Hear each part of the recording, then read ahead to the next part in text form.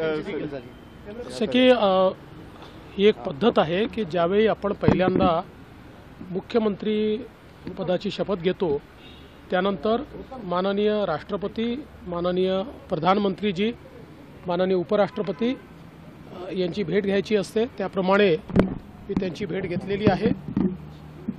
आज सकाळी माननीय प्रधानमंत्री महोदयांची माझी एक दीर्घ भेट झाली, ज्यामध्ये त्यांचे आशीर्वाद देखील मी घेतले आणि महाराष्ट्राच्या संदर्भात काही चर्चा देखील आमच्या त्या संदर्भात झालेल्या आहेत। आणि मला माननीय प्रधानमंत्री महोदयांनी सांगितलं की महाराष्ट्र हे एक अत्यंत महत्त्वाचं राज्य आहे देशाच्या अर्थव्यवस्थेकरता। या राज्याला गतिशील ठेवणं हे अत्यंत गरजेचं आहे। त्या दृष्टीने ते देखील पूर्ण सहकार्य महाराष्ट्राला द्यायला तयार आहेत।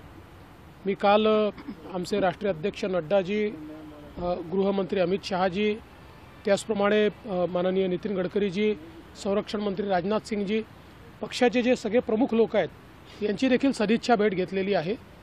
आणि रात्री माननीय आमचे नड्डाजी, अमित भाई आणि BL संतोषजी यांच्यासोबत मंत्रिमंडळ विस्तारासंदर्भात चर्चा देखील केली। राष्ट्रपतींची तुम्ही भेट घेतली, उपराष्ट्रपतींची घेतली, काय त्यांच्या राष्ट्रपती महोदयांनी त्या ठिकाणी मी त्यांना निमंत्रित केलं की त्यांनी महाराष्ट्रात यावं। राष्ट्रपती महोदयांनी सांगितलं की मी लवकरच अशा प्रकारचा कार्यक्रम तयार करेन आणि महाराष्ट्रात येईन। जागा वाटप 100% पूर्ण झालंय का आता? मंत्रिमंडळाच्या विस्ताराचा कुठलाही तिढा नाहीये। पहिल्यांदा तर तुम्ही ज्या काही बातम्या चालवल्या त्याचं क्लॅरिफिकेशन देतो की अजितदादा त्यांच्या कामाने आले, मी माझ्या कामाने आलेलो आहे आणि आत्ता लगेच शिंदेजींचं इथे काम नसल्यामुळे ते आलेले नाही आहेत। त्यामुळे ते मुंबईत आहेत, आम्ही दिल्लीत आहोत।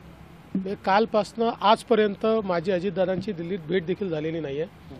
मी माझ्या पक्षाच्या नेत्यांना भेटायला आलेलो आहे आणि आमच्या पक्षाचे मंत्री कोण असतील, त्यांच्या पक्षाचे कोण असतील, शिंदे साहेबांचे शिंदे साहेब ठरवतील, अजितदादांचे अजितदादा ठरवतील। आमच्या पक्षाचे मंत्री कोण असतील याचा निर्णय हा शेवटी आमचं जे काही पार्लमेंटरी बोर्ड आहे, आमचे नेते ते घेतात। त्यामुळे काल बावनकुळेजींनी आणि मी आमच्या नेत्यांची भेट घेतलेली आहे, त्याच्यावर चर्चा केलेली आहे। प्रत्येक विभागातनं प्रॉबेबली कोण मंत्रिपदाचे उमेदवार असू शकतात, कोणाला आपण बनवू शकतो, असे एक प्रॉबेबल शॉर्टलिस्टिंग देखील त्याच्यासोबत आम्ही केलेलं आहे। आता या संदर्भात वरिष्ठ स्तरावर ते निर्णय करतील आणि आम्हाला कळवतील।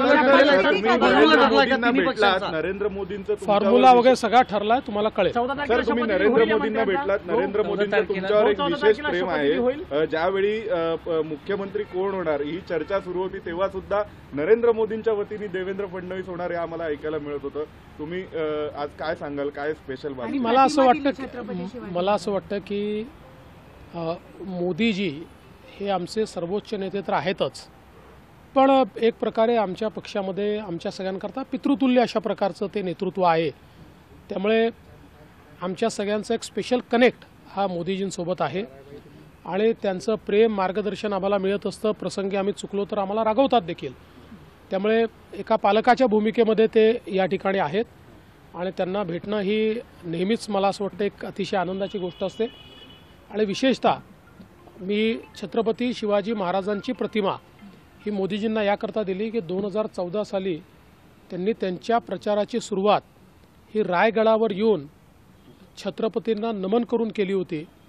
छत्रपती शिवाजी महाराजांच्याबद्दल त्यांच्या मनामध्ये प्रचंड श्रद्धा आहे आणि छत्रपती शिवाजी महाराजांनी जो मार्ग दाखवला आहे त्या मार्गानेच चालण्याचा प्रयत्न ते नेहमी करतात। म्हणूनच मी त्यांना ती मूर्ती दिली।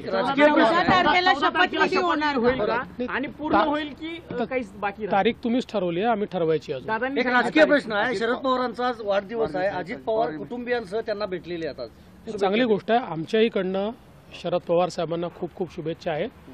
ईश्वराने त्यांना दीर्घ आयुष्य द्यावं, उत्तम आरोग्य द्यावं आणि जी काही राज्याची देशाची सेवा ते करतायत ती त्यांनी करत राहावी अशा प्रकारची आमची शुभेच्छा। परभणी आणि बीडच्या संदर्भामध्ये काय माहिती आहे? तिथला जो परभणीमध्ये जे काही घडलं, खरं म्हणजे एक तर संविधानाच्या संदर्भात माथेफिरू व्यक्तींनी जी काही त्या ठिकाणी कारवाई केली त्याचा तर निषेधच केला पाहिजे। मात्र एक गोष्ट निश्चित आहे की तो व्यक्ती माथेफिरू आहे, एक प्रकारे ज्याला आपण ज्याच्यावर मनोरुग्ण म्हणतो अशा प्रकारचा मनोरुग्ण आहे आणि त्याला लगेच अटक झाली. अटक झाल्यानंतर इतक्या मोठ्या प्रमाणात हिंसा होणं हे काही योग्य नाही आहे. मला असं वाटतं की जे लोक भारताच्या संविधानाला मानतात आणि जे भारतरत्न डॉक्टर बाबासाहेब आंबेडकरांना मानतात अशा लोकांनी नेहमी संवैधानिक मार्ग पत्करले पाहिजेत आणि अटक झाल्यानंतर हिंसा करणं हे काही फार योग्य नाही आहे. तथापि आता तिथे शांतता आहे आणि भविष्यातही शांतता राहावी असा आमचा प्रयत्न आहे. महाराष्ट्राचे गृहमंत्री तुम्हीच असणार. अरे बाबा थोडी वाट पहा ना, एवढी घाई काय करतो.